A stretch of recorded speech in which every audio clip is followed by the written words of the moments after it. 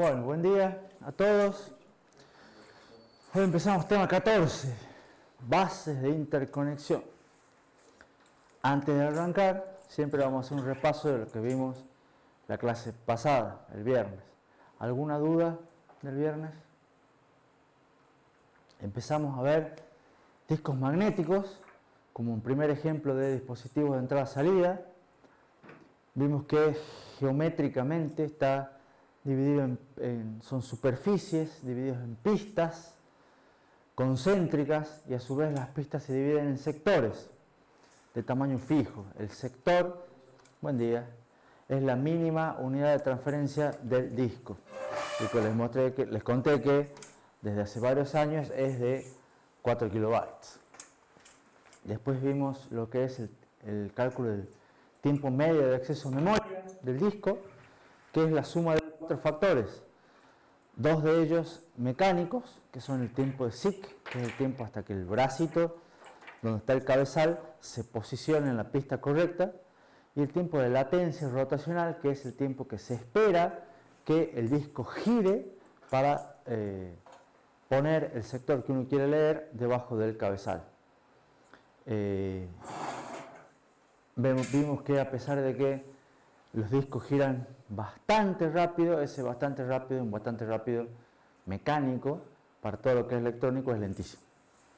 Entonces los otros dos tiempos, que son tiempo de transferencia y un eventual retardo del controlador, son un orden de magnitud más bajo, por lo menos que los dos primeros, entonces su influencia es mucho menor, digamos. Entonces el tiempo medio está determinado principalmente por estos dos. Tremendo mosquito.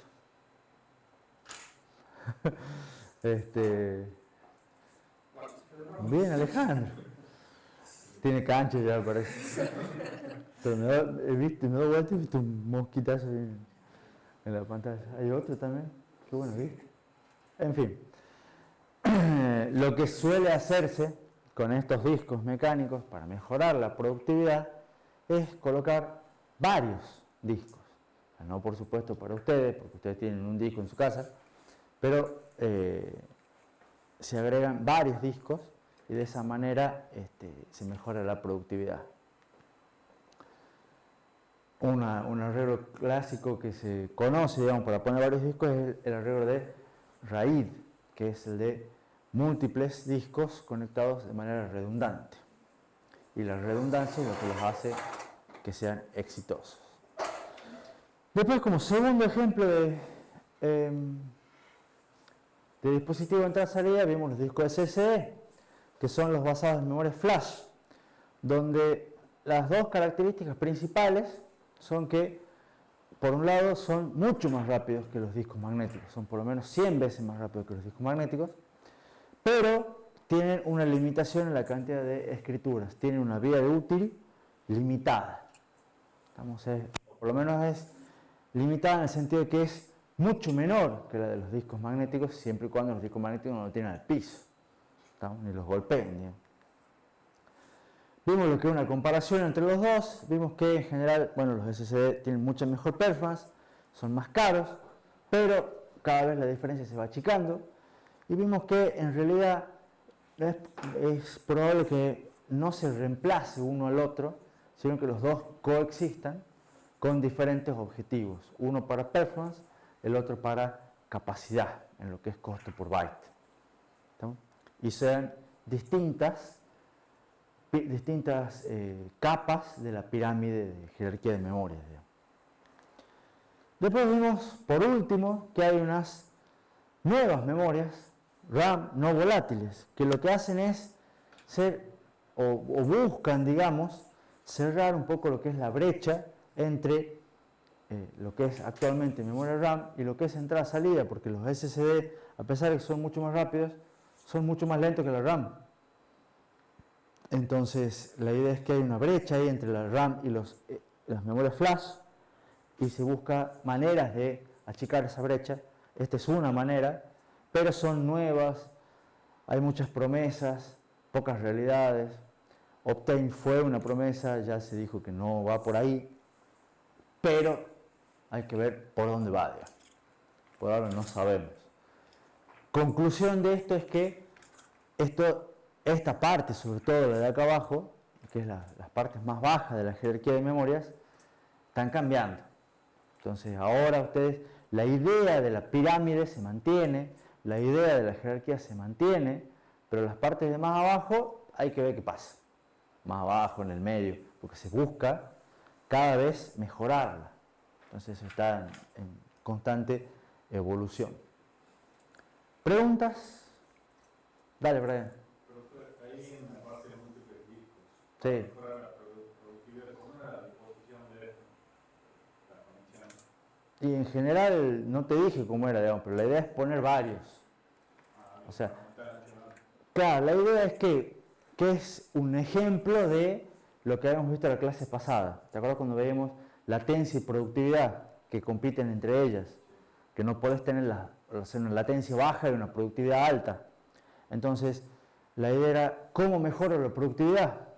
Era una pregunta y la respuesta era poniendo más hardware. Bueno, esto es un ejemplo de que los discos son lentos, entonces tenés una productividad baja. Entonces, ¿cómo puedes hacer para mejorar la productividad de los discos? Poner varios discos. ¿Me entendés? No te dije cómo los conectabas. ¿Vamos? Te dije, se ponen varios discos. ¿Cómo ahora, qué pasa si pones varios discos y se te rompe uno? Perdés porque al poner varios discos te baja la confiabilidad. Entonces, ¿qué es lo que pasa si te rompe uno? Perdés la información. Bueno, ¿cómo puedes hacer para no perder la información? De alguna manera poner información redundante. Entonces, si vas a poner muchos discos, te conviene que la información esté de algún modo duplicada. O en realidad que no esté duplicada, pero que puedas reconstruirla. Y ahí es donde surgen los RAID, los arreglos redundantes de discos baratos. Estamos de los cuales hasta ahí nomás llego, porque lo que me sirve a mí es un ejemplo de aumento de productividad agregando hardware sin bajar confiabilidad, que es lo que a mí me interesa. Y en lo que respecta a la memoria RAM no volátil, Sí. ¿en qué parte de la jerarquía, digamos, utilizamos para qué se lo utilizaría? Y bueno, la idea es que vos tenés en la jerarquía, tenés primero el caché, nivel 1, nivel 2, nivel 3 y RAM. Y después empieza lo que es entrada-salida, donde hoy en día pondrías un SSD. Entre esas dos, hoy en día hay una diferencia bastante grande. Entonces la idea es que esté ahí en el medio. ¿Entendés? ¿Por qué? Porque el SSD ya es memoria no volátil, entrada-salida. Memoria que cuando le sacas la alimentación, se queda en el disco. ¿Estamos? La RAM es memoria volátil. Memoria que es mucho más rápida, pero cuando le sacas la alimentación, se pierde la información. Entonces estas RAM no volátiles apuntan a estar ahí en el medio de esos dos. Claro, usted lo ha mencionado como que es una mezcla entre SSD y RAM, Claro. que mejor que esté en lugar de la RAM, o se la tenga cargada la información. Y bueno, si logra ser igual de rápido que la RAM, estaría bueno que la reemplace. Pero el chiste es que normalmente no es igual de rápido, es un poco más lenta. Y bueno, si es más lenta, ya van dos niveles de jerarquía, porque vos querés la performance. ¿Se entiende? Igual es buena la pregunta de Brian. ¿Alguna otra pregunta? Arranquemos. Bueno, sí, ahí está. Cerrar la brecha. Y estos requieren un nuevo cambio, o sea, muchos cambios, digamos, porque no es lo mismo trabajar como se venía trabajando hace 50 años que con estas cosas nuevas. Permiten posibilidades nuevas, permiten posibilidades de cargar programas de manera diferente, compilar de manera diferente, sistemas operativos, manejarlos de manera diferente, que habrá que ver si vale la pena o no, cómo los usamos o no. Es una nueva forma de ver las cosas. Bueno, ahora sí, estamos en 5 de junio, ya estamos en la mitad de lo que es la segunda parte, ya estamos en bajada, digamos, última, como dijo Alejandro Sonato, ya quedan 2 semanas de clase, ¿no? Estos temas son cortos y ya lo bueno de acá es que, como en la visión general, digamos, vimos estos dos temas que eran memoria, vimos entrada-salida, que es una cosa aparte, pero de entrada-salida vimos los dispositivos que sirven para completar la jerarquía de memoria. Entonces estos estaban enganchaditos esos tres. Y a su vez, cuando empezamos a ver este tema, vamos a ver el repaso, vimos que este tema está muy vinculado con el tema de cómo se conectan las cosas, que es lo que vamos a ver ahora, digamos. ¿Y qué es lo que vamos a ver ahora? ¿Qué es un bus? ¿Cuáles son las características? Clasificación, topologías de bases, conexiones fuera de los chips, evolución de las conexiones, de los esquemas de interconexión, conexiones dentro del chip, conexiones a gran escala. Fíjense que hay bases muy de amplio espectro, digamos. Y, por supuesto, cuáles son las tendencias, que es lo que a mí me gusta, me parece importante que se lleven de acá, porque los bases que les podemos enseñar hoy, no sé si van a ser los mismos que van a estar dentro de 3, 10 años, digamos.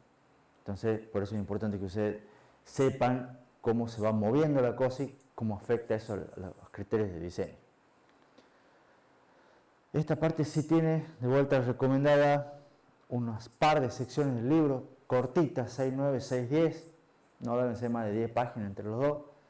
Si alguno lo quiere leer, no voy a perder la... No, ya he perdido un poco la esperanza, pero igual voy a seguir insistiendo porque creo que es importante, digamos. Bueno, lo que les comentaba ahí en la introducción, repaso, parte de la computadora, ya las conocen, los vengo machacando desde marzo con esto. ¿Qué hemos visto? Procesador, camino de datos, control, hemos visto el sistema de memoria, hemos visto entrada-salida, las ideas generales. ¿Qué es lo que nos falta? ¿Qué es lo que vamos a ver ahora en este tema? Los cablecitos, cómo se conecta esto con esto con esto, cómo son las interconexiones. Y algo ya les había mostrado también un poquito, esto también es repaso. Les mostré un esquema básico, ¿se acuerdan? Y ¿cuál era la idea de esto? Que hay múltiples dispositivos, de múltiples características, comportamientos muy diferentes y muchas velocidades, que están conectados a uno o más bases, ¿se acuerdan? Eso les había mencionado. Y vimos aspectos globales de entrada-salida, ejemplos de dispositivos de entrada-salida, pero ahora nos vamos a enfocar en las conexiones. Y si alguno se acuerda, yo les había dicho que este esquema no va más. ¿Se acuerdan que les dije que este esquema no va más? Sigue siendo un esquema simple, introductorio, pero ahora va de vuelta para que ustedes lo tengan en mente, pero les voy a mostrar probablemente hoy o si no en la próxima clase que esto ya no va más y cómo es un poco más de verdad. ¿Cuál es la cuestión con los bases? Inicialmente, allá lejos de hace tiempo, no tanto, pero bueno, todos los procesadores iban puestos en la motherboard. Y en la motherboard es la que tenía todos los bases que los conectaba con todos los dispositivos. Entonces, o eventualmente ustedes compraban un micro chiquito para hacer un sistema embebido, lo ponían en su plaquita y lo ponían con todos los dispositivos, sensores, memorias y todas las cuestiones para que se conecte y funcione, ¿no? Y siempre era mediante bases, cables que los conectaban.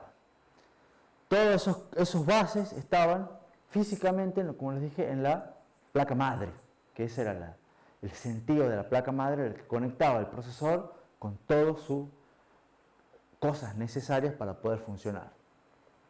Los controladores de entrada-salida estaban o en los mismos dispositivos o en la placa madre, porque la placa madre era la que tenía todos los componentes necesarios para que eso funcione. ¿Los controladores son hardware o software? Mitad y mitad. O sea, depende del dispositivo, puede ser alguna cosita de hardware más el software que lo controla. Y esto estaba en la placa madre y en el sistema operativo, eventualmente. El sistema operativo debe tener el driver para reconocer el dispositivo y manejarlo. Ahora, ¿qué es lo que pasó? Desde hace 30 años, 50 años está la famosa ley de Moore, que les vengo diciendo cada tanto aparece en la diapositiva. ¿Y qué es lo que hace la ley de Moore? Cada vez podemos poner más transistores en la misma área y nos sale más o menos lo mismo. Entonces, ¿qué es lo que hacemos? Ponemos más transistores. Al poner más transistores podemos hacer más cosas.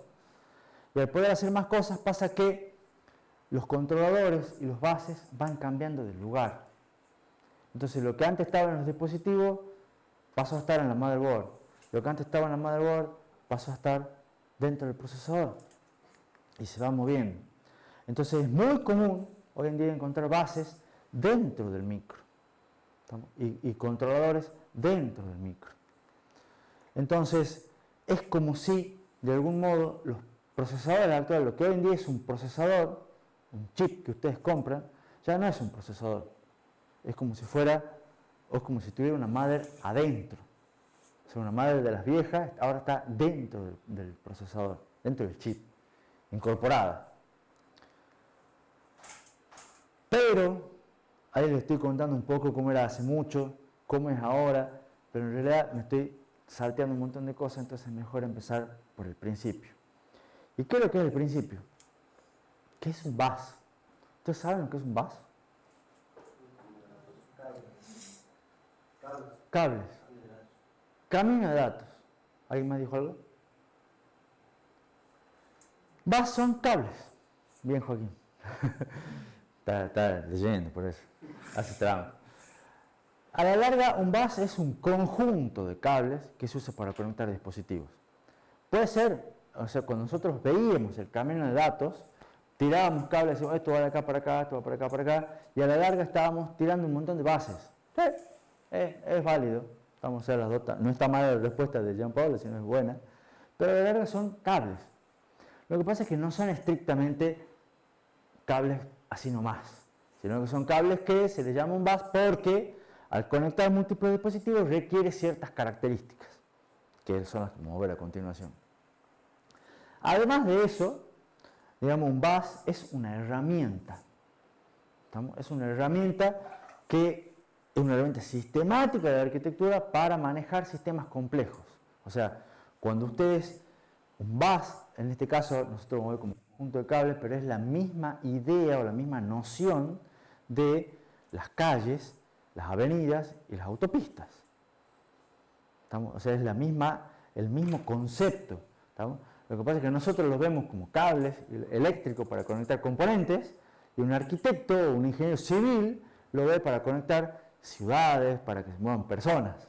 Nosotros queremos mover electrones, pero la idea es la misma. Entonces es una herramienta de la arquitectura para manejar sistemas complejos como ciudades.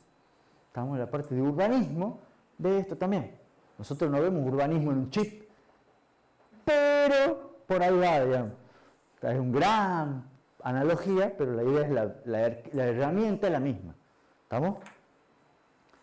¿Qué es lo que define un bus? Un bus, como a nosotros nos gusta a los ingenieros, manejar complejidad, tiene capas. ¿Estamos? ¿Cuáles son las capas que manejamos nosotros por un bus? Una capa fundamental es todo bus tiene lo que se conoce como un protocolo de transacciones. ¿Qué es un protocolo de transacciones? Son las reglas que definen cómo van a ser las transferencias por ese bus. Entonces, un bus va a tener un protocolo, otro bus va a tener otro protocolo, y son las reglas que definen de distintos niveles cómo van a ser esas transacciones. También tiene especificaciones de señales y de tiempo.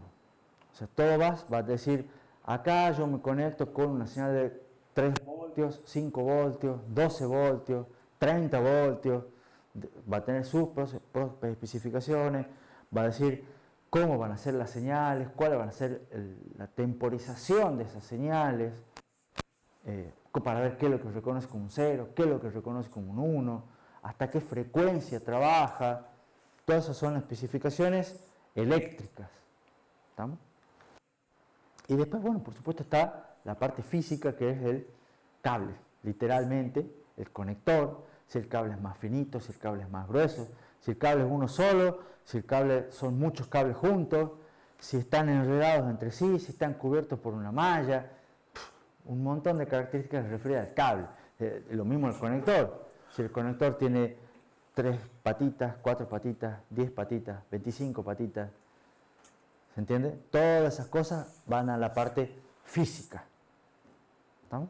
Entonces tenemos una parte lógica de cómo funciona, una parte eléctrica de cómo funciona y una parte física de cómo funciona.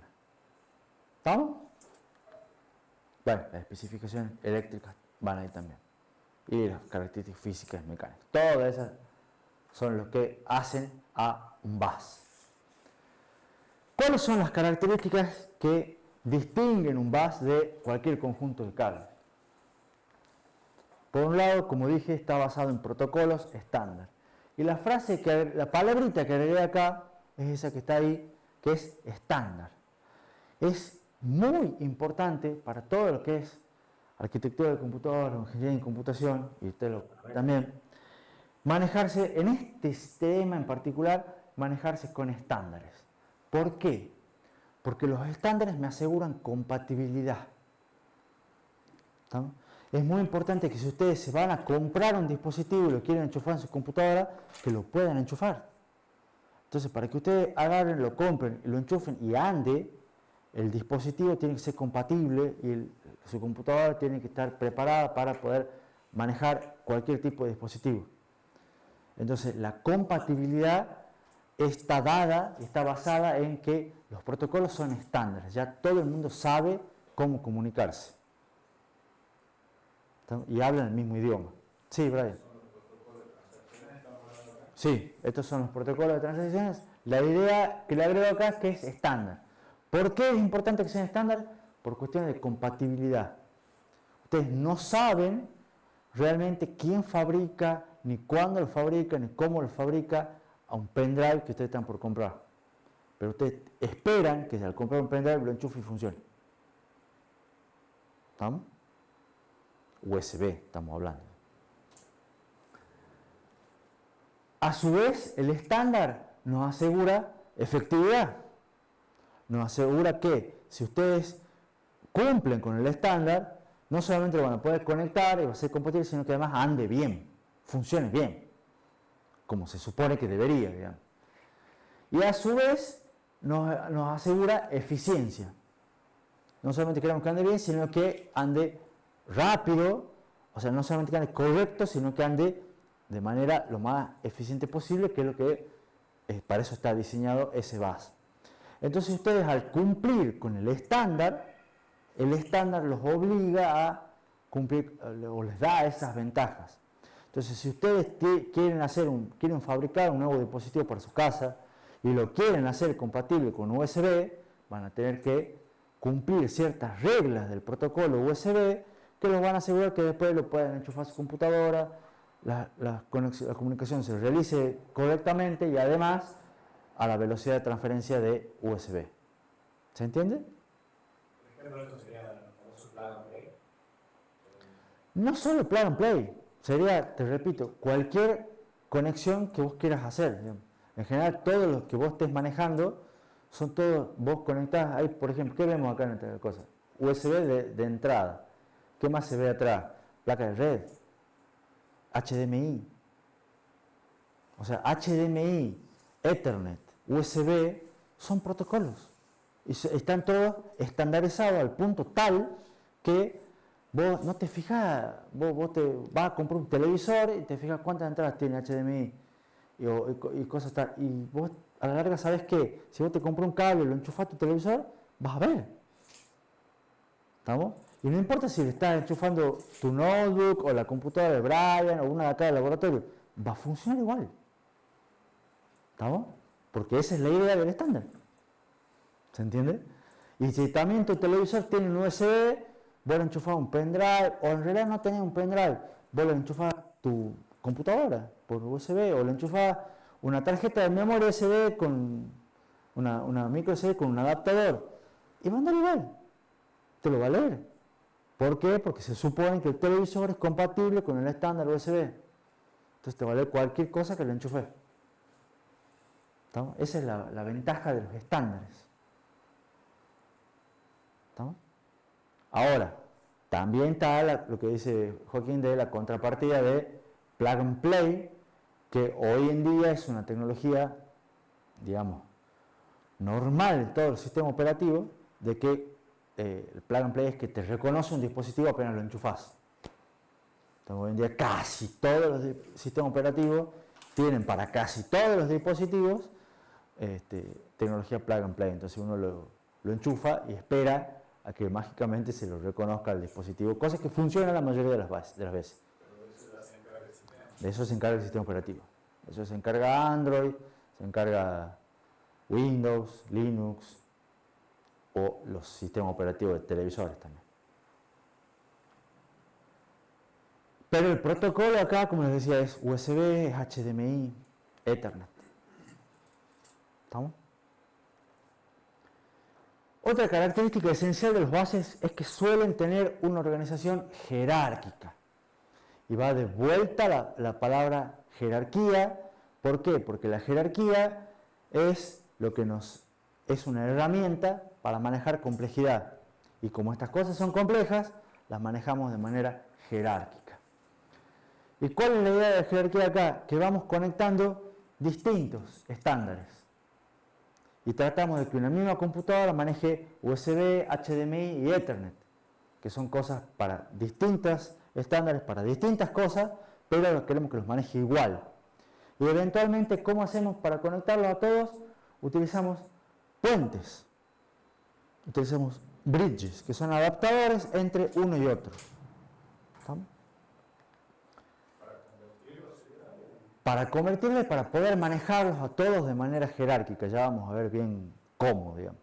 Los más rápidos van por un lado, los más lentos van por otro, y entonces no se mezclan para que no haya un rastrojero o un carro tirado a sangre en una autopista con autos a 120 km por hora que a la larga entorpece el tráfico. Todo esto a la larga confluye en el procesador, por supuesto. La idea de la organización jerárquica, como les dice acá, es mejorar la eficiencia. Los dispositivos más rápidos que vayan por los bases más rápidos, por los caminos más rápidos. Los más lentos que tengan un carril más lento a la par y que eventualmente después poder subir los datos al procesador. A su vez, la organización jerárquica permite transferencias simultáneas. Mientras los más rápidos están yendo por un lado, los más lentos van por el otro. Y tenemos paralelismo, aprovechando que hay múltiples bases. ¿Estamos? Y además también hace que los dispositivos más lentos puedan ser más simples. ¿Por qué? Porque no hace falta cargarlos con la complejidad de los dispositivos más rápidos, si ellos son lentos. ¿Para qué voy a hacer un controlador, un dispositivo de estos, PCI Express, por nombrar algo rápido, si a la larga voy a estar mandando un dato cada muerte de obispo que cuando yo apriete el botón? No hace falta que sea muy rápido, ¿se entiende? Entonces, si no hace falta, lo hacemos más simple, por eso es chiquitito. ¿Preguntas? ¿Hasta aquí? ¿Van bien? ¿Se entiende? Otra característica de los bases es que, en general, todas sus señales se agrupan o se dividen en tres partes: direcciones, datos y control. O sea, de algún modo se le arreglan los bases para poder enviar direcciones. ¿Qué quiere decir esto? Puede de alguna manera distinguir a qué dispositivo yo lo está transfiriendo en ese momento o a qué dispositivo le estoy hablando. O sea, puede decir, che, yo ahora estoy transfiriendo un dato a Brian. Entonces, entre todos ustedes, yo a veces le quiero mandar un dato especial a él. Entonces está la posibilidad de direccionarlo solamente a él, a ese dato. Después, por supuesto, la parte de datos es para poder transferir o recibir ese dato en particular, y la parte de control que va manejando justamente las transacciones, cómo se van haciendo las transacciones y cómo son los protocolos. Estos que están acá van por líneas que a veces son aparte o no importa, pero a la larga tiene que estar siempre, de algún modo, las tres conjuntos de señales: dirección, datos y control. ¿Por control se refiere a control de que no haya algún error o qué tiene que hacer? Control de cómo se va a implementar este protocolo. Control en general de quiénes están utilizando el bus en qué momento, o para qué se estás enviando o recibiendo, o los acknowledge, por ejemplo, todo ese tipo de cosas que van a ser muy dependientes del bus. ¿Estamos? Pero es ese tipo de controles, digamos. ¿Alguna otra pregunta? ¿Ustedes conocen qué bases vieron? Porque yo me imagino que ya llegan acá con algún mini background. ¿Ya han visto algo en fundamentos de redes? ¿Qué más han visto? ¿Alguno ha visto transmisión de datos? No. Ese es después. ¿Qué otras cosas han visto de comunicaciones? FT tampoco. Ese están viendo. Capaz que algo ahí, algunos conceptos. Algunos conceptos. Ya. Hay más. ¿El tema qué? ¿Cuál sería la función principal? ¿Apuntarlo? De los bridges. Ya lo vamos a ver un poco más adelante. ¿Estamos? Pero la idea es poder conectar diversos estándares. O sea, ¿cómo haces para... vos tenés un bus por un lado, un protocolo por un lado, otro bus con otro protocolo por otro lado, ¿cómo haces? Y necesitas que se comuniquen entre sí. Entonces lo que hace es un puente, que se conoce. La idea de justamente el puente que conecta una cosa con otra cosa. Un adaptador, una cosa así. Vamos a ver cómo se usa en un montón de ejemplos de... Un receptor Bluetooth USB, un adaptador Bluetooth USB, vendría a ser un ejemplo de un bridge. Un bridge que además es un aparato, ¿estamos? Que tiene para un lado un protocolo Bluetooth, para otro lado un protocolo USB y en el medio las conversiones para mandar las transferencias para uno y otro lado. Una interfaz, exactamente. De estas hay un montón. Gracias por el ejemplo, Alejandro. ¿Alguna otra pregunta? Entonces, características de los bases, estándares, jerárquicos. ¿Qué más? Siempre todos los bases, o en realidad no todos, pero creo que la mayoría de los bases, 90% de los bases, requieren alguna especie de arbitraje. ¿Entienden lo que es el concepto, o saben lo que es el concepto de arbitraje? ¿Lo escucharon hablar antes? Un árbitro en fútbol, ¿estamos? ¿Cuál es la idea de acá? ¿O por qué necesita un arbitraje? Porque en general hay muchos dispositivos que están tratando de acceder al bus de manera simultánea o casi simultánea. Entonces el árbitro es el semáforo. El árbitro es nuestros queridos agentes de tránsito. ¿Estamos? El árbitro es un árbitro de fútbol o de cualquier otro deporte, el que pone ciertas pautas, ciertas reglas. ¿Estamos? En este caso, para un bus es el que dice quién va a poder acceder al bus en qué momento. Entonces, cuando ustedes, si todos nosotros queremos en un momento dado empezar a salir y cruzar por la puerta, capaz que no podemos salir todos juntos por la puerta. Hace falta que alguien diga, no, primero salen los que están más cerca, después salen los que están más lejos, o primero las mujeres y los niños, lo que sea. ¿Estamos? Siempre hay algún tipo de pauta o regla que es necesario que se cumpla. Entonces, ese arbitraje para manejar cuando múltiples dispositivos quieren acceder al bus al mismo tiempo es lo que es necesario. Ahora, ¿cómo se hace ese arbitraje? No voy a entrar en muchos detalles. ¿Estamos? Ustedes tienen que, la idea es que ahora que se queden en que necesitan un arbitraje. ¿Estamos? Ejemplos es algún esquema de tipo master-slave. ¿Escucharon hablar del combo de palabras master-slave? Es que hay un master que es el que dirige a los demás que son slave, son esclavos. Máster, maestro, director. Estamos ahora, la palabra maestro-esclavo últimamente está teniendo connotaciones negativas, pero en inglés es master-slave y va a seguir siendo master-slave, digamos. ¿Estamos? Pero la idea es que hay uno que dirige y los demás que acatan órdenes. Esa es la idea. Entonces puede ser, por ejemplo, que haya un dispositivo que diga, yo soy el maestro del bus. Entonces todos van a hacer lo que yo diga. Entonces cuando alguien dice, che, yo quiero entrar, espera que yo te dé permiso. Y puede funcionar así. Puede ser o no. Los discos IDE usaban algo así. IDE es otro bus, por ejemplo. Hay algún tipo de esquema o alguien eventualmente se puede ser rotativo. Puede ser un esquema de máster, pero que el máster sea, a veces soy yo, a veces viene a ser otro, a veces el de allá, y nos vamos turnando quién es el máster. Hay muchos esquemas. ¿No? Puede ser centralizado, puede haber un árbitro que controle todo, o puede ser distribuido. ¿No? Puede ser que nos pongamos de acuerdo entre todos quién va a ser el máster. ¿No? Hay muchos esquemas de manejos de prioridades. Y de vuelta esto es dependiente del bus. Entonces va a haber un bus que va a tener un tipo de arbitraje, otro bus va a tener otro tipo de arbitraje. ¿Estamos? Lo que sí es importante es que los dos bases, ¿qué es lo que tienen en común? Algún tipo de arbitraje. ¿Estamos? Porque a alguien, o sea, sí o sí, hay que dirimir cómo manejamos las contenciones. ¿Está claro? ¿Se entiende la idea? Quiero escuchar un sí fuerte para que se escuchen los nuevos micrófonos. Sí. ¿Cuáles son las métricas que vamos a trabajar? Los va a hacer todos mirando el micrófono. No presten atención al micrófono. ¿Cuáles son las métricas que vamos a ver en todo el tema de bases?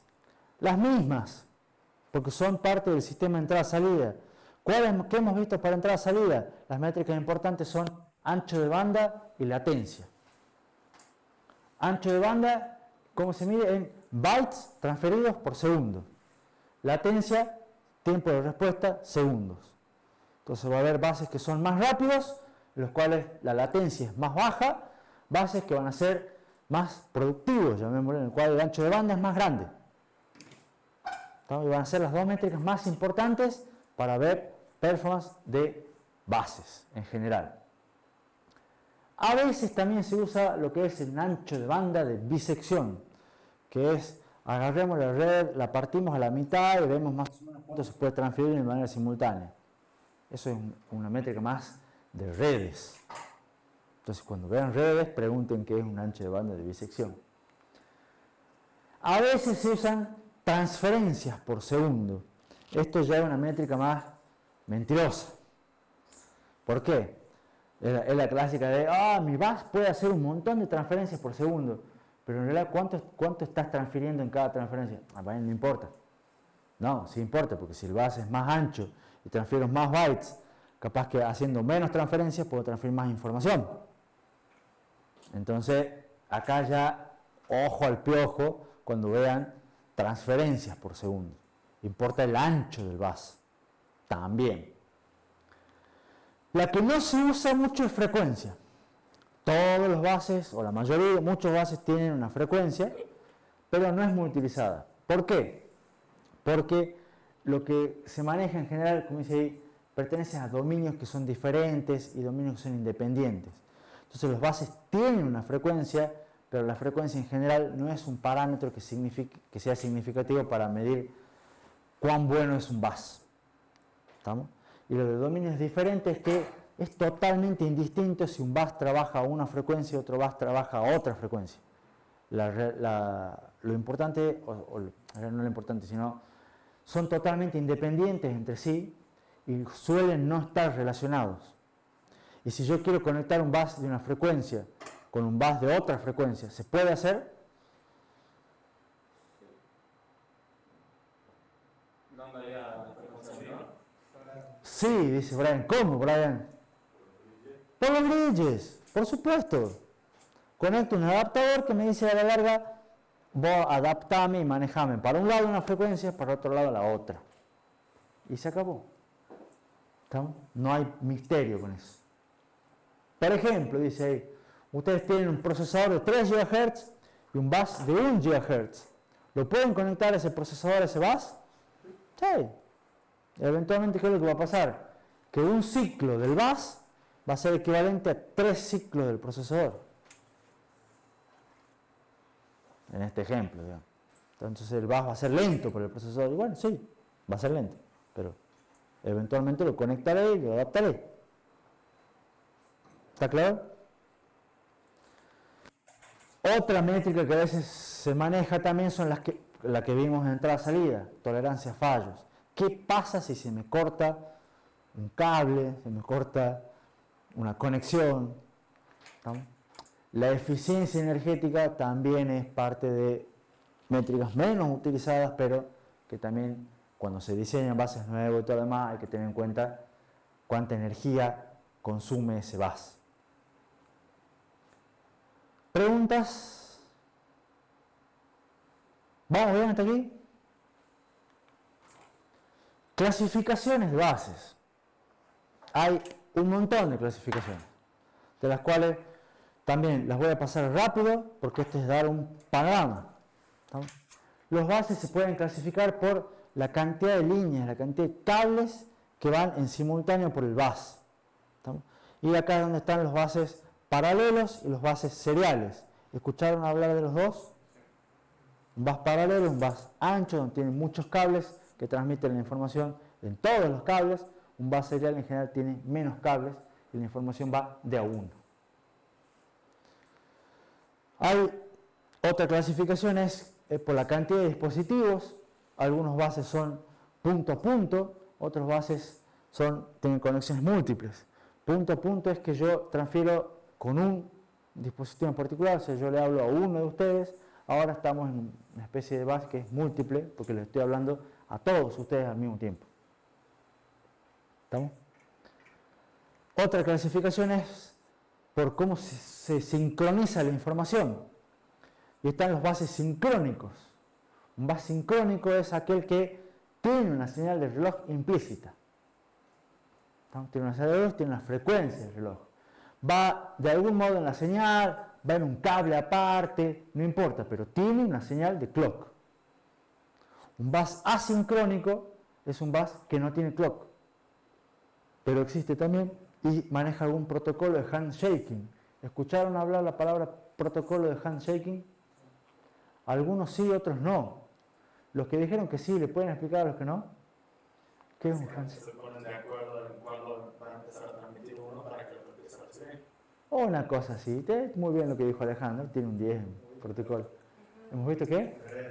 En redes, algo deberían haber visto. ¿Qué es handshaking? ¿Saben cuál es la traducción? Apretón de mano, un saludo. Entonces, ¿qué consiste en handshaking? En ponerse de acuerdo. Entonces, un handshaking es preguntar, che, ¿estás listo para transmitir? Y el otro contesta, no, no estoy listo todavía. Bueno, ¿y ahora estás listo para transmitir? Sí, estoy listo. Bueno, ¿querés que te transmite un dato? Dale. Pasaron el dato. Listo, y ahí va. Y se ponen de acuerdo para transferir. No hay ningún reloj que esté marcando la transferencia. ¿Estamos? Entonces, pueden ser sincrónicos o asincrónicos. Hay bases de los dos tipos. Hay también otra clasificación, es por el tipo de comunicación. Simplex, half duplex, full duplex.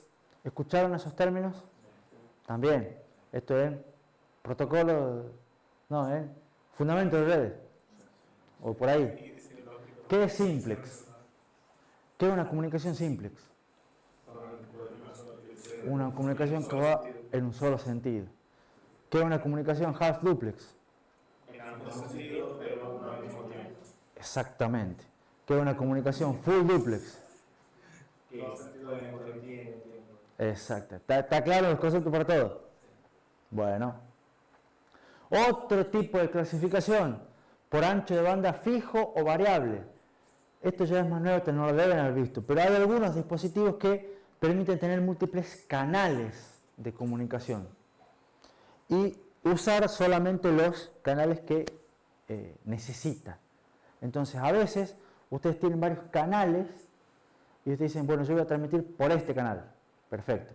Entonces, transmiten con una determinada frecuencia, a un determinado ancho de banda. Pero resulta que necesitan a veces transferir más información. Entonces dicen, bueno, ahora voy a usar 3 canales y transmito por los 3 al mismo tiempo. Entonces ahí transmiten más información y, por supuesto, más bytes. Entonces tienen un mayor ancho de banda. La idea de eso es que ustedes pueden elegir la cantidad de canales que van a usar de manera simultánea. Entonces a veces usan poquitos o a veces usan más. Entonces el ancho de banda del bus es variable. Pero ahí dependería más del dispositivo que pueda hacer eso. Sí, de los dos, por supuesto, desde el dispositivo y del bus. Si vos vas a conectar un dispositivo que requiere más velocidad, va a usar más canales. Y va a necesitar más ancho de banda. ¿Está claro? ¿Se entiende la idea? Otra manera de clasificar los buses es por su ubicación. Y así es como en algún momento teníamos el System Bus o Memory Bus, que es el que les mostré yo en las diapositivas anteriores, el bus que conectaba el procesador con la memoria principal. Hoy en día es muy difuso eso. ¿Estamos?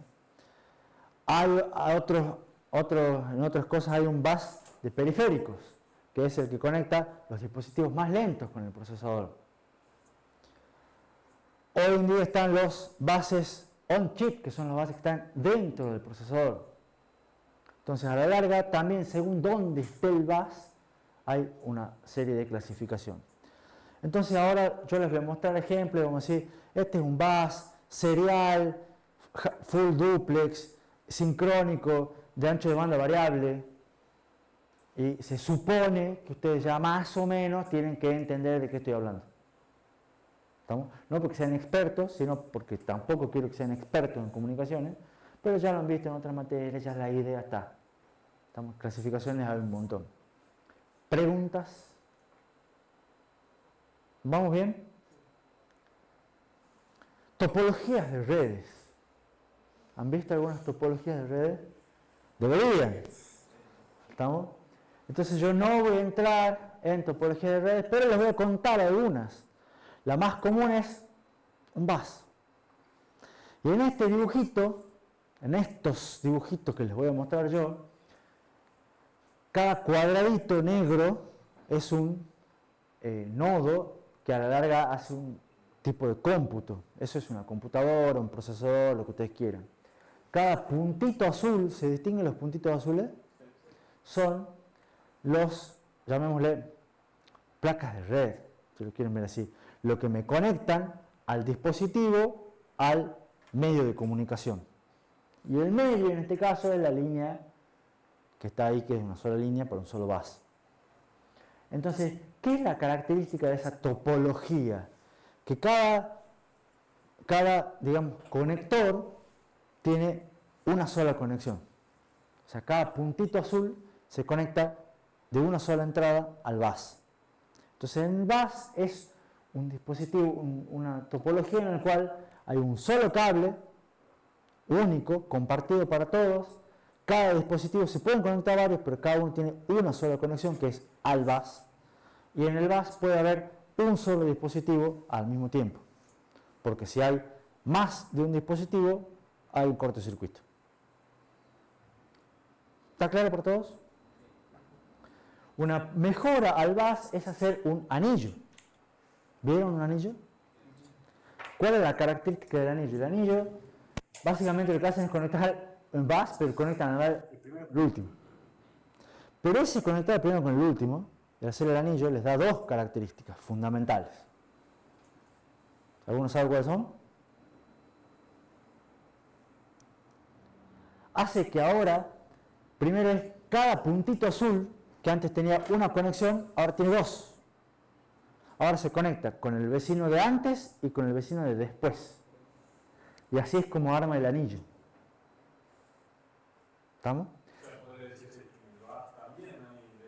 No, en el bus cada uno se conecta al bus, porque el bus es único. ¿Estamos? En el bus, para vos transferir datos de este nodo, del cuarto al tercero, lo que hace es, este habilita y sube datos al bus.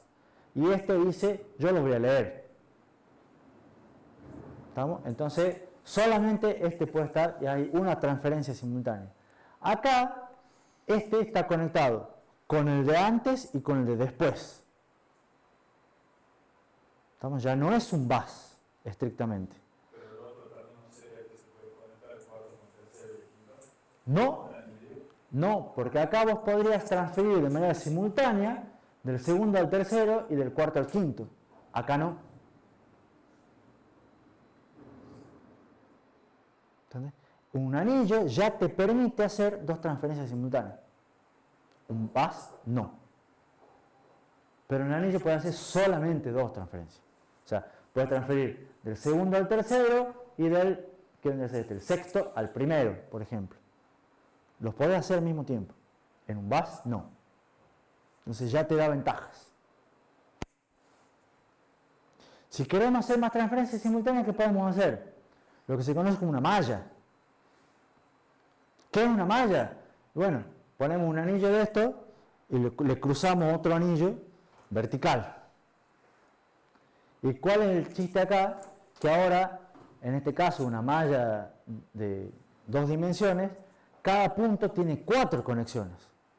Ahora cada punto se conecta con el de adelante, con el de atrás, con el de arriba y con el de abajo. Entonces ya puedo hacer más transferencias. Otra variante es hacer una cuestión tridimensional, donde cada punto tiene 3 conexiones. Y en este caso, porque n igual a 3, yo puedo armar cubos de n y son cubos n dimensionales.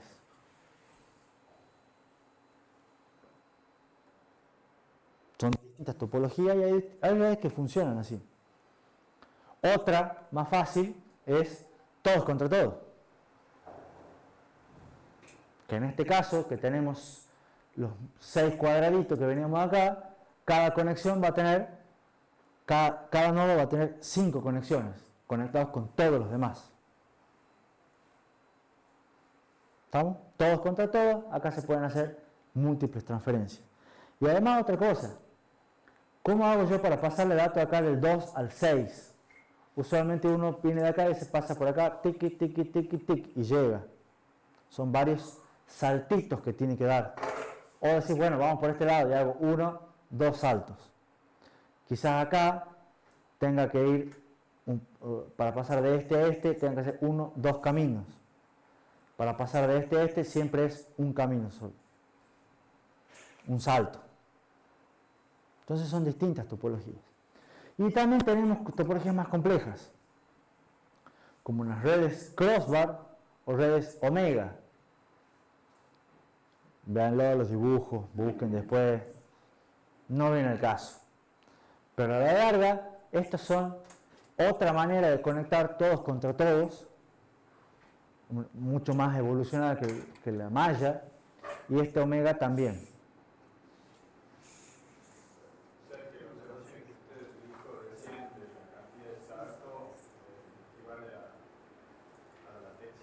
Claro, sí. Cuanto más larga la cantidad de saltos, más latencia vas a tener. Sí. Y hay muchas. Entonces, ¿qué es lo que les quiero decir de esta? Hay muchas. ¿Cuál es mejor? ¿Cómo? Depende de qué es lo que quiera conectar. Entonces va a haber bases o protocolos ahora de comunicaciones que van a ser así. Otros van a ser así. Otros van a ser así. Entonces cada uno va a tener su forma de conexión. Y además, bueno, solo me refiero a n igual a 3. En la diapositiva, si alguna vez creo que se ve bien. Actualmente están dando terreno lo que se conoce como fábricas. ¿Qué son las fábricas? Son redes dinámicas de dispositivos que son configurables, son reconfigurables. No porque sean muy configurables, sino porque se pueden cambiar. Entonces, que a veces que si ustedes tienen algunos dispositivos, se conectan de una manera. Y a medida que van cambiando la cantidad de dispositivos, se conectan de otra manera. O sea, ya no son fijas. ¿Estamos? ¿Y no, cómo? Utiliza los famosos algoritmos de Dixon. Pero no sé qué algoritmo utilizan, pero los va cambiando, digamos. Y que ya no tienen topología específica. Son a veces todos contra todos, a veces una malla, a veces un crossbar. Van cambiando, se van reconfigurando solas según su uso y según su cantidad de dispositivos y cuáles dispositivos. Estas fábricas son ya lo más nuevo, digamos, que hay. Más top de lo top. Lo idea es que la topología ya no es fija. No es que siempre va a ser así, sino que va cambiando. ¿Preguntas? ¿Nadie va a preguntar si hacemos un recreo?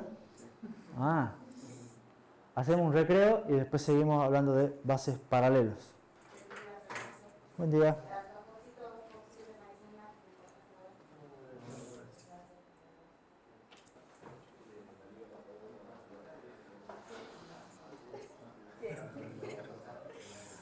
Bueno, sigamos un poco. La idea ahora es que vamos a seguir hablando un poquito sobre bases y les voy a contar un poco sobre bases paralelos. ¿Cuál es la idea de los bases paralelos? Muchos cables, todos juntos, digamos, que la información se transmite por todos los cables al mismo tiempo, distribuida entre los distintos cables. Más o menos un esquema era así, un esquema simple, y la realidad es que estos eran los bases que se usaban hace mucho tiempo, digamos. Ahora vamos a ver que no están así, pero son bases que hoy en día ya están un poco en desuso. ¿Por qué? Porque en general, por un lado tenían una frecuencia que, o sea, la velocidad, en cierto modo, de transferencia, estaba limitada por características propias de los bases que eran de la propagación de la señal. Al tener muchos cables, en general, ocurrían varias cosas que empezaba a haber interferencias entre los distintos cables o problemas entre los distintos cables. Los cables se hacían muy largos y el hecho de ser cable largo y muchos cables generaba que haya problemas y eso generaba que la frecuencia de trabajo sea más baja. Y también que la cantidad de dispositivos sea limitada, o sea, ellos no se pueden conectar cualquier cantidad de dispositivos, sino que tenían un cierto límite, se puede conectar hasta tantos dispositivos. En general esto era por problemas de interferencia entre los cables, retardos de propagación, todos hacían que tenga estas dos limitaciones. Además, en general necesitaban mucha energía, o sea, los transmisores que necesitaba para poder transferir un bus paralelo, que tenían que estar en los dispositivos o en la madre, en donde sea, eran unos transmisores que necesitaban más energía para poder enviar una señal más fuerte. Además, usualmente estos bases paralelos tenían un arbitraje centralizado y este arbitraje centralizado añadía latencia, añadía un retardo, porque alguien tenía que encargarse de manejar el arbitraje y eso limitaba a su vez el ancho de banda. Los conectores, como tenían que manejar conectores para muchos cables, eran conectores más grandes que consumían más metal o más plástico, los hacía más caros.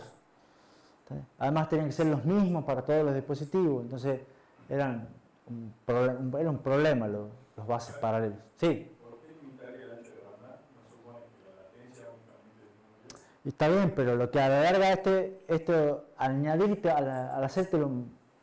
al tener un árbitro centralizado, te suma el tiempo de arbitraje al tiempo de transferencia. Entonces vos vas a tener que tu latencia, además de la transferencia, es transferencia más el arbitraje. Entonces vos, donde antes hacías transferencia, ahora vas a tener menos tiempo, te va a disminuir en la productividad, digamos, el ancho de banda total. Ejemplos de estos bases, capaz que a algunos les suenan.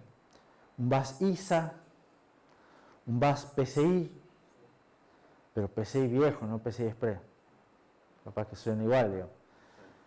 El bus SCSI, que si hubiera estado Tomás, capaz que hubiera dicho, capaz que lo he visto alguna vez. El IDE, capaz algunos ya han visto unos discos IDE, con los cables grises, planos. ¿Se acuerdan?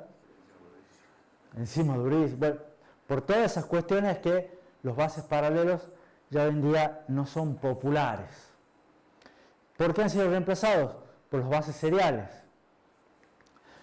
¿Cuál es la idea de los bases seriales? Que en general son conexiones punto a punto. Manejan múltiples conexiones punto a punto, pero ya no hay limitaciones de dispositivos. O sea, como se conectan uno con uno, digamos, no hay limitaciones de dispositivos, pero puede haber muchas de esas conexiones de uno con uno. Entonces, funcionan mejor, son conexiones dedicadas. Eso, entre otras cosas, permite que, y además como son menos cables, permite manejar frecuencias más altas. Entonces, si yo manejo frecuencias más altas, tiende a ser latencias más bajas y anchos de banda más altos, lo cual favorece las métricas. Además, como son conexiones punto a punto, puedo hacer múltiples transferencias simultáneas. Entonces puede estar transfiriendo este para acá, este para acá. Se pueden manejar de distintas maneras. Además, pueden manejar múltiples pistas o múltiples canales de información independiente. En este caso a las pistas se les llama lanes. Y eso les permite tener un ancho de banda variable. Entonces se pueden asignar más pistas a los dispositivos más rápidos para que para que transfieran datos de manera más rápida. Además, como tienen menos cables, tienen menos pins por chip, los hace más simples, los hace más baratos, consumen menos energía,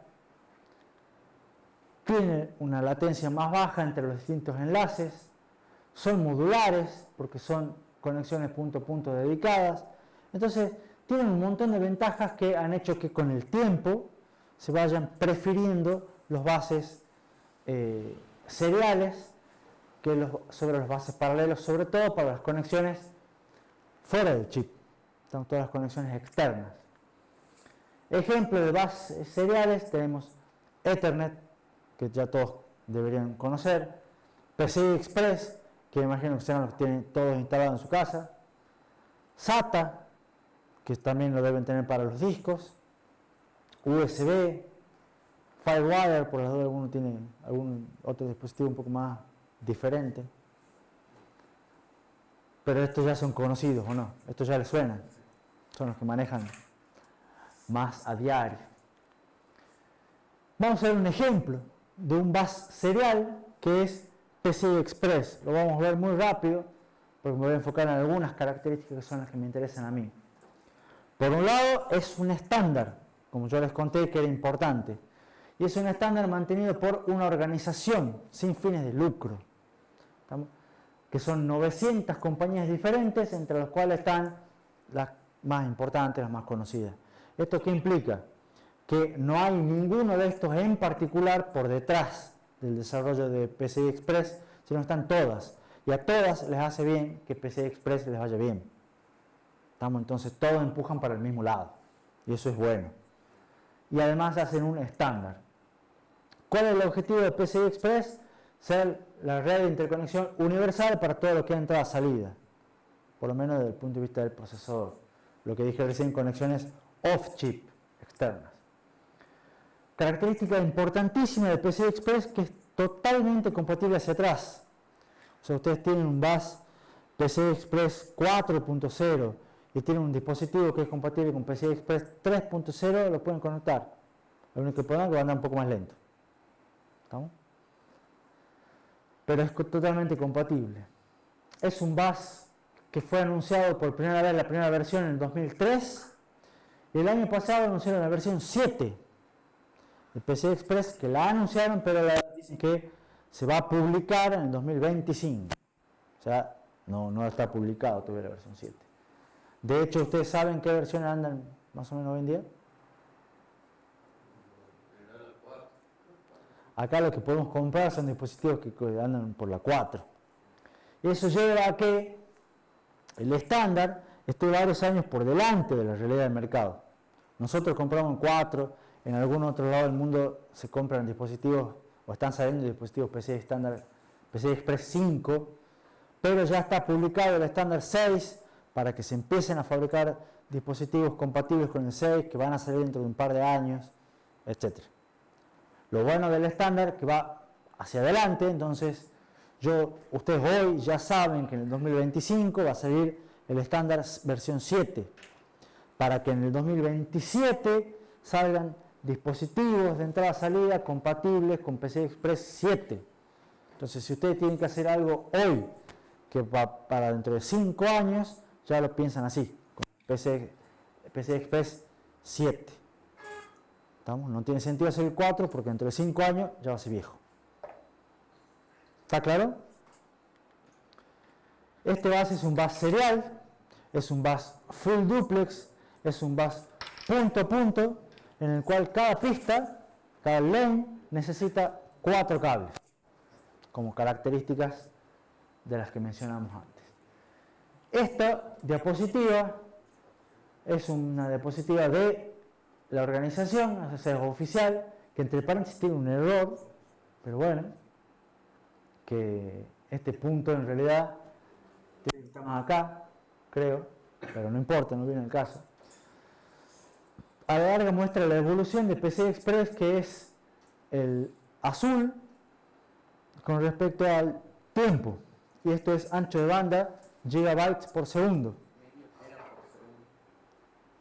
Eso pretenden hacer en el bus PCI Express, que va a salir en 2025.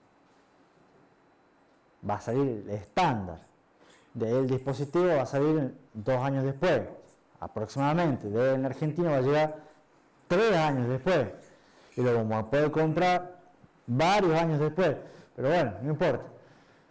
¿Qué es lo que nos muestra esta gráfica? Lo de arriba. Lo que a mí me sirve de la gráfica es esto.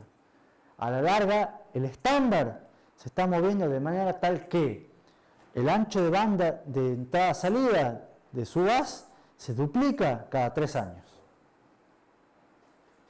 Y eso es una métrica tremenda, porque de vuelta la curva es exponencial.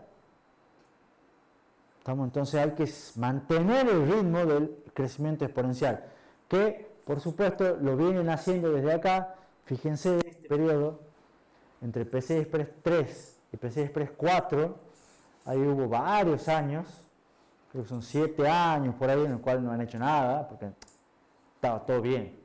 Hasta que en un momento dado han dicho, no está todo bien, ya nos estamos quedando atrás. Entonces han empezado a subir la pendiente de vuelta.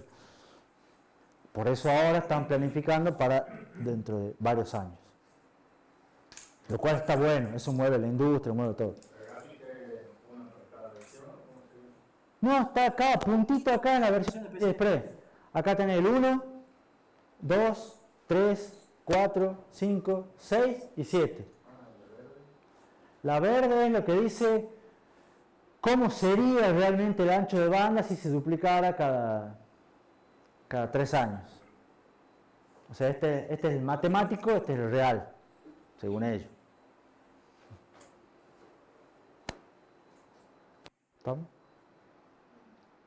Y están las versiones anteriores de PCI común, ahí abajo, esas que no mueven todavía la rayita, digamos. Están todas prácticamente en el cero. ¿Preguntas? ¿Qué otra cosa nos da PCI Express? PCI Express es un bus que ofrece una gran flexibilidad. ¿En qué sentido? Que cada dispositivo puede elegir cuántas pistas va a usar, entre 1 y 16. O sea, puede usar una pista o puede usar hasta 16 pistas. Entonces, si podemos elegir la cantidad de pistas que va a usar y tenemos las 7 versiones distintas de PCI Express, porque son totalmente compatibles, cuando salga, por supuesto, el estándar en el 2025, en total el estándar va a ofrecer 11 anchos de banda posibles con 35 combinaciones, que es ese cuadro. Entonces ustedes pueden decir, yo tengo un dispositivo que quiere transferir o necesita transferir 32 GB por segundo. Bueno, lo puedo conectar, busco el 32 GB y digo, lo puedo conectar a PCI Express 4, pero voy a necesitar 8 pistas. ¿Se entiende? ¿Cómo que multiplicar? Claro. Entonces, pero en realidad la cantidad de cable es lo de menos, ¿no? Pero vos vas a ver en esto en base a esta tabla, digamos, vas a decir cuánto es lo que necesita transferir tu dispositivo y cuántas pistas vas a usar, de qué estándar, de qué versión querés usar del estándar. Y en base a eso te permite una gran flexibilidad, pues son todos compatibles. ¿Están? Y fíjense, llega hasta, como decía Alejandro, el medio tera, o se supone que va a llegar hasta, porque esto todavía, insisto, no salió. ¿Preguntas? Entonces, ya hemos visto las características, hemos visto que es un bus, hemos visto las características de los buses, hemos visto distintos tipos de buses y hemos visto un ejemplo de un bus serial muy popular, rápidamente. Entonces ahora les quiero mostrar, quiero volver al esquema de cómo es el esquema de un sistema de entrada-salida, para mostrarles un poco cómo es un poquito más de verdad el esquemita que vimos al principio de la clase de hoy. De todas maneras, tampoco es de verdad. ¿Por qué? Porque este era un esquema que se usó durante varios años, hasta aproximadamente el 2008. O sea, ya no se lo usa. Eventualmente se puede encontrar algún dispositivo, pero son computadoras más viejas. ¿Cuál era la idea? Era una arquitectura así, que se la llamaba arquitectura de 3 bases. ¿Y por qué se las muestro si ya no se la usa? Porque tiene conceptos que siguen siendo válidos. Y algunas ideas siguen siendo válidas, aunque modificadas y tuneadas. ¿Qué es lo que vemos acá? Yo me vengo de este lado, pero está el procesador, ahí arriba, ¿estamos? Y está lo que es acá, lo que es la memoria, con el bus de memoria, y acá teníamos placas de video, por ejemplo, con conexiones de alta velocidad, un bus de alta velocidad, que en esa época era un AGP, no sé si alguno lo llegó a escuchar, o, mira, alguien dice que sí, viene, este es más viejo parece, o PCI Express, ya que en esa época estaba surgiendo, ¿estamos? Y la idea es que el procesador se conectaba con los dispositivos de alta velocidad a través de lo que se conocía como un puente. Y tenemos ahí un puente, que era el puente norte, el North Bridge. ¿Estamos? Entonces uno tenía los dispositivos más veloces, que eran la memoria y estos de PCI Express, se conectaban con el procesador a través de el puente norte, lo que era el North Bridge. Entonces acá había un frontside bus, que era el del procesador. El procesador se comunicaba con el puente norte a través del frontside bus y los dispositivos esos de alta velocidad se conectaban al puente norte. Ese era el primer puente, el primer bridge, que hacía la primera interfaz entre este bus y estos otros buses. ¿Estamos? Pero después estaban los otros dispositivos más lentos, que son otros buses más lentos, y acá tenemos ID, SATA, USB, Ethernet, que a la larga pasan a ser dispositivos lentos. Entonces, ¿qué hacíamos con todos esos dispositivos lentos? Los conectábamos a otro chip que se llamaba el puente sur, que era el South Bridge. Entonces, todos los más lentos iban a parar acá. ¿Veis? Ahí salían todos los cables que salen fuera de la placa. Entonces, ustedes compraban una motherboard, y la motherboard que compraban en esa época, si la compraban entre esos años, era una motherboard que tenía muchos conectores, pero a la larga estaba compuesta por un chipset, ¿les suena la palabra chipset?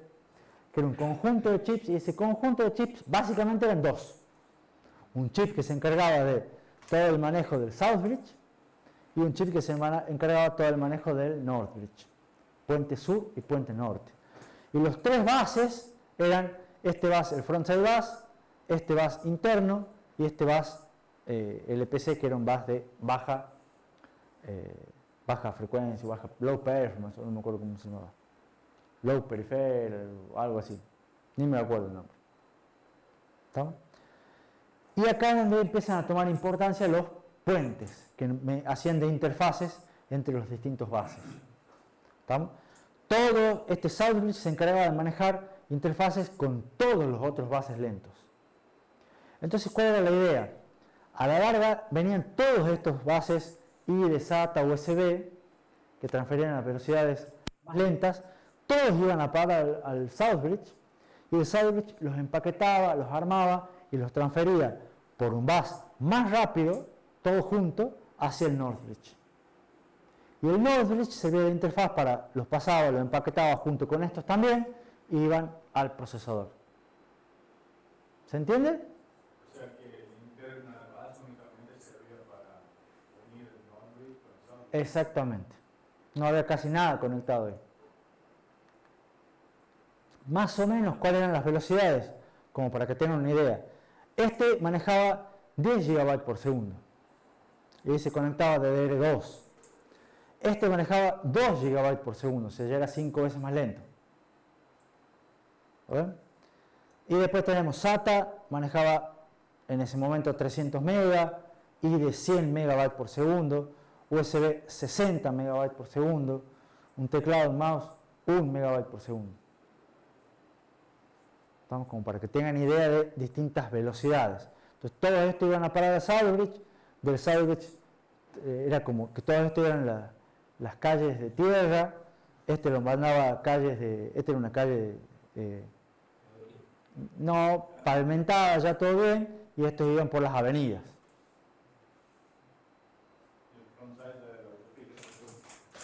Ponele. La autopista viene después, digamos, pero más o menos, ponele que esta sea una autopista, si querés, en esa época, eran las autopistas de ese momento, digamos, eran rutas. ¿Estamos? O sea, profe, que se manda la información de todos los dispositivos simultáneamente por cada... Sí, a la larga te lo hacía medio simultáneamente. ¿Por qué? Porque las velocidades eran mucho mayores.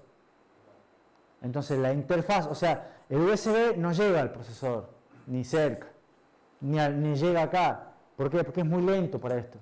Entonces va a espera, como tiene tiempo, le sobra el tiempo, entonces espera que llegue un dato de USB, un dato de SATA, un dato de todas esas cosas y los manda para acá. Total, son lentos, van lentos estos datos, comparado con los demás, digamos. ¿Está claro? Bueno, pero eso ya no va más. ¿Por qué? Porque ¿qué es lo que pasó? Pasó la evolución, pasó la ley de Moore. ¿Y qué es lo que pasa? Que los que fabrican procesadores, Intel y AMD, dicen, che, yo ya puedo hacer que esto, o sea, la conexión del Northbridge, la conexión de PCI Express, todo esto, ya lo puedo mandar adentro del micro. Puedo integrarlo dentro del procesador. Entonces empezaron a salir, fíjense, con la 7ª generación de los procesadores Core, que ya tiene sus años, empezaron a salir y dijeron, che, ya puedo poner el controlador de PCI Express, ya no va en la mother, ya lo tengo yo, ya lo tiene el procesador. Entonces puedo conectar con cualquier mother, o cualquier mother diferente. Y el controlador de memoria también lo tengo yo. Entonces directamente conéctenme a mí, ya tengo todo yo adentro, no hace falta la motherboard para esto. Entonces las motherboards son más simples, ahora ya tienen menos cosas, a partir de esa época. Y todo lo que es el Northbridge, bueno, ¿por qué hicieron esto? Porque aumenta el ancho de banda. Esto les permite tener que los que son rápidos, que a su vez se hicieron más rápidos, por eso ya les quedó corto el Northbridge. Entonces el procesador dice, para poder manejarlos, los tengo más cerca. Tenerlo más cerca es tener el controlador dentro del mismo chip. ¿Estamos? Entonces eso aumenta el ancho de banda, aumenta la escalabilidad. Pero ya no hay necesidad del Northbridge. O digamos de otra manera, el Northbridge pasa a estar dentro del micro. Entonces, ¿qué es lo que sale del procesador? Sale ya un solo bus. Intel en ese momento le llamó DMI, que es una interfase directa con memoria. En realidad es mentira porque la memoria la tiene él solo, pero bueno, le pusieron ese nombre. Y va a parar al chipset, que es el conjunto de chips, pero ya es un conjunto de chips que pasa a ser un chip. Pero heredó el nombre chipset y queda el nombre chipset. Y hoy en día es un chip, que en general es el Southbridge. ¿Estamos? Pero ya como es uno solo, ya no le llaman Puente Sur, sino le cambian el nombre y le llaman Hub de controlador de plataforma. O sea, el que maneja todo lo que tengo conectado. Y acá donde se manejan algunos más PCI Express, están los SATA, USB, ¿qué es esto? Ethernet, audio, etcétera, etcétera. Está todo conectado a este controlador de plataforma, que es el chip que hoy en día ustedes pagan una motherboard por esto. Entonces las motherboards ya empiezan a venir con audio integrado, con video integrado, con cada vez con más cosas. Están todas acá, en este chipset. ¿Está? Y de ahí el micro, y no hay más. ¿Está? Y ustedes dicen, bueno, pero esto es Intel, esta es la de AMD. Y si se fijan, conceptualmente, Es lo mismo. ¿Qué es lo que tiene? El micro de AMD, este es más nuevito, Ryzen de tercera generación, pero ¿qué es lo que tiene? Conectado los bases de alta velocidad, PCI Express, y tienen la memoria. Todo conectado directamente al micro. O sea, conectado directamente al micro es que el micro tiene todos los controladores, todas las cosas para manejar las memorias. El Norwich está acá adentro. ¿Está? ¿Qué es lo que tienen? Tienen el controlador con el PCH, que es el mismo, el Southbridge, donde se conecta otros PCI, SATA, USB, etcétera, etcétera. ¿Cuál es la diferencia con AMD? AMD integra más cosas. El audio lo pasaron para acá, porque es más nuevo. Este procesador es más nuevo que este. Entonces, algunas de las cosas que están acá ya las integran. Cada vez van integrando más cosas dentro del mismo procesador y dejan menos cosas para la motherboard. Se van independizando de algún modo de la motherboard. ¿Se entiende? ¿Cuál es la diferencia acá? Que no tiene DMI esta conexión. Fíjense, ya ni siquiera es propietaria. Antes teníamos de Intel antes teníamos el frontside bus, el internal bus, el otro bus que ni me acuerdo el nombre. Acá lo cambiaron por un bus DMI. ¿Y qué es lo que hace AMD? Dice, uso PCI Express. Sí, total está bueno. Y dicen que quiere ser universal para todos. Bueno, usemos PCI Express acá también. Y directamente la conexión esta es PCI Express. Porque ya le da el ancho de banda.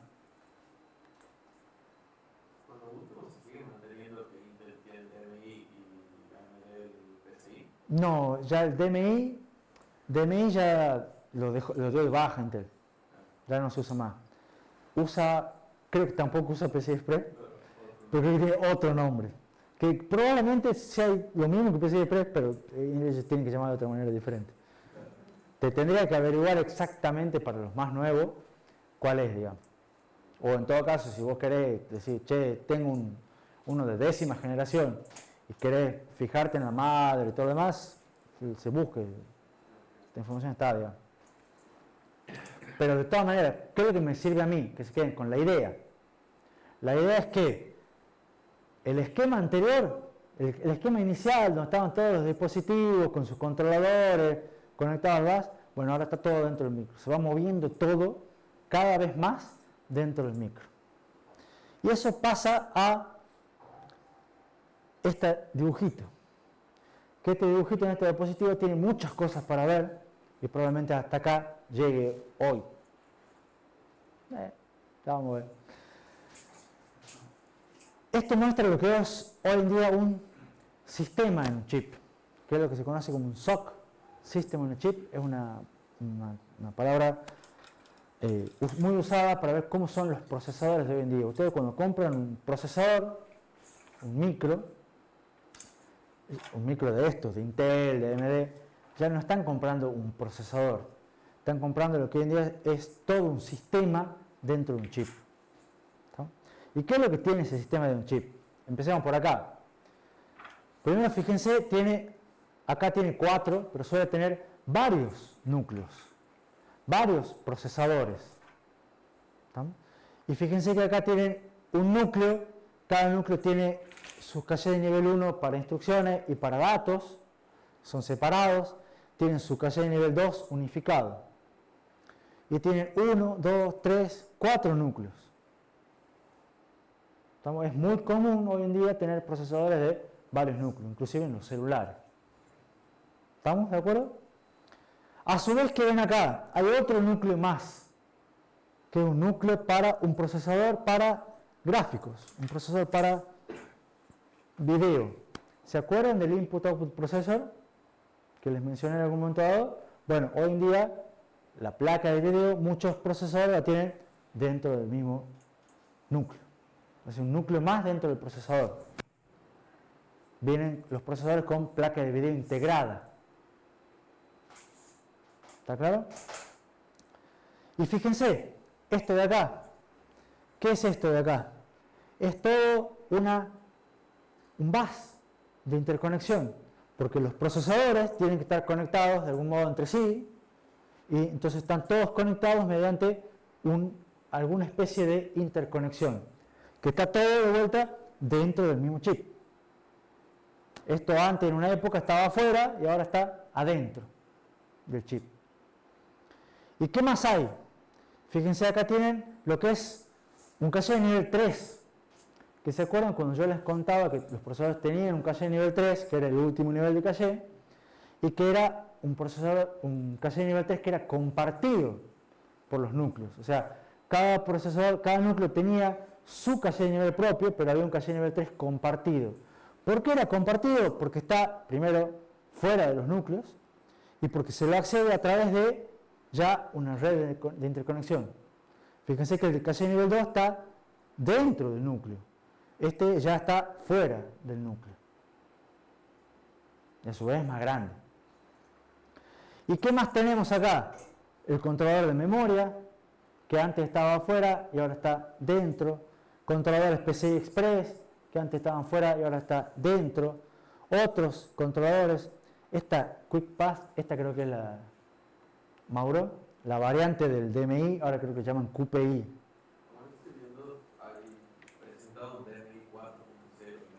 Bueno, también puede ser un DMI 4, pues ya son cuestiones de Intel. Entonces, ¿qué es lo que vemos acá? Hay varios controladores de memoria, PCI Express. Esta es la interfase, fíjense que va a parar al Platform Controller, que es el Southbridge. ¿Lo ven? Entonces, de acá está cómo me conecto yo con todos los dispositivos externos que son lentos. USB, SATA, PCI, otros PCI Express, Ethernet. Estos son los de audio, mouse y teclado, por ahí deben estar. ¿Vamos? Todos estos van a conectarse al PCH o el Southbridge, y ahí este se conecta con el micro. Y eventualmente yo, como esto tengo de acá, ya tengo el controlador, conecto las memorias, conecto eventualmente una placa de video adicional por PCI Express. Si tengo directamente de acá, tengo una interfaz HDMI, conecto el HDMI directamente. Todos estos controladores, que no son núcleos, pero están dentro del procesador, se los conoce como ANCOR. O sea, lo que está dentro del chip, pero no son núcleos. O sea, no son procesador en sí, digamos. Son parte del procesador, pero no son un procesador. ¿Estamos? Todo esto es parte del sistema dentro que está en el chip. Y cada vez la idea es poner más cosas. O sea, esto que ahora está acá, el día de mañana capaz que lo metan también adentro, o de algún modo. En principio no, porque sí, o todavía no es necesario, porque estos siguen siendo lentos, a pesar de que van aumentando la velocidad, pero la idea es incorporar cada vez más cosas dentro de lo que es un procesador moderno. Y todo esto es lo que es un micro de hoy en día, digamos. ¿Estamos? Que ya ni siquiera es un procesador solo, sino que un procesador con un montón de cosas. Y entre las cuales están las conexiones externas, donde acá se supone que queremos que todo sea PCI Express eventualmente, o ellos quieren, y las conexiones internas, que son diferentes. Preguntas, hay varias. ¿Cómo sería el tema de la conexión, por ejemplo, del DDR3? ¿En qué sentido cómo sería? En el sentido de que usted dice que tienen controladores ahí, Sí. pero ¿cómo sería la conexión física? La conexión física a través de la madre. O sea, vos los conectás a través de la madre, ahí están los slots, entonces pones ahí tu RAM y solamente los cables, en la motherboard ya no tiene nada más que los cables, porque el que los maneja y todo lo demás está en el micro.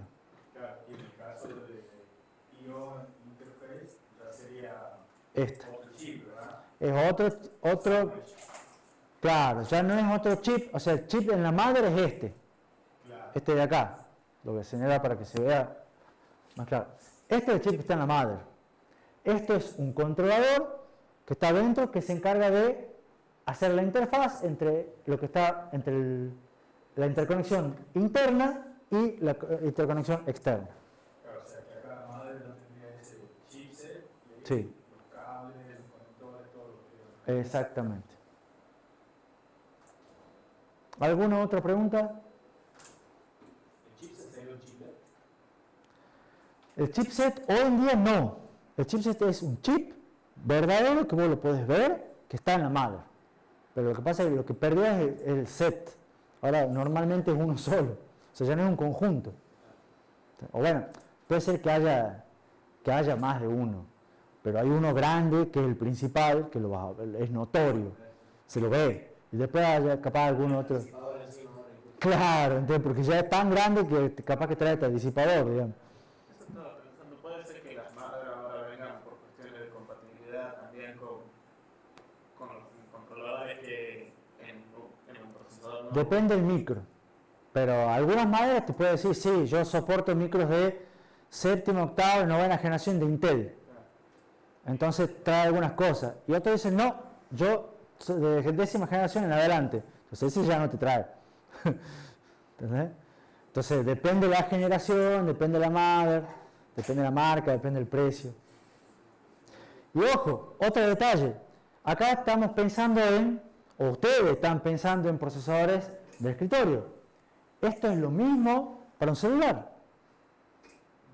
Un celular que ustedes tienen, que no es Intel ni AMD, pero tiene varios núcleos, tiene probablemente un procesador gráfico para mostrarles por pantalla, seguramente tenga un caché nivel 3 compartido, no va a tener controlador DDR3, pero va a tener algún otro. ¿Y dónde está la RAM conectada en el teléfono? Y bueno, va a ser un chip aparte.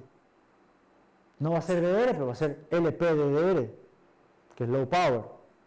¿Estamos? Y va a estar ahí. Y la tienen en la madre del teléfono. ¿Estamos? No van a tener PCI Express, pero van a tener alguna otra cosa. ¿Estamos? Interfaces, esta tiene un montón. Para micrófonos, parlantes, sensores, que tienen el rolete, el celular. ¿Estamos? Acelerómetro, giróscopo, que una PC no tiene. ¿Estamos? Todo eso van en la parte de, ¿dónde está? Acá, ponerle esto, que son los lentos. USBs, sí, tiene. Acá.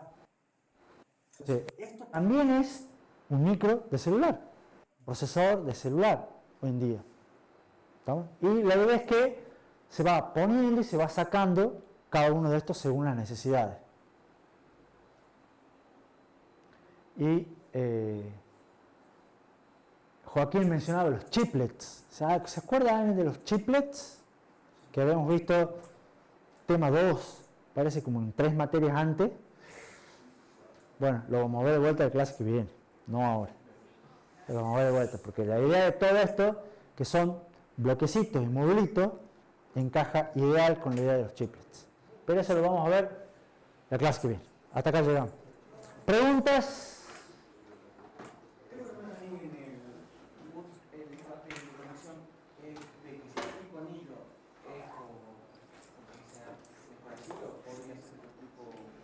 Es una buena pregunta, antes que se vayan.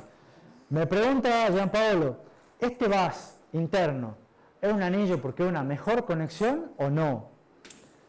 La respuesta posta es un anillo en ese dibujo. ¿Estamos? Ya vamos a ver, fíjate que la diapositiva siguiente es cómo son las conexiones dentro del chip. Porque todo lo que vemos, bases seriales, bases paralelas, todo en general era para afuera. Y ahora las conexiones están adentro. Entonces, ¿cómo son las conexiones de adentro? Lo vamos a ver la clase que viene. Pero el anillo, solamente para el dibujito.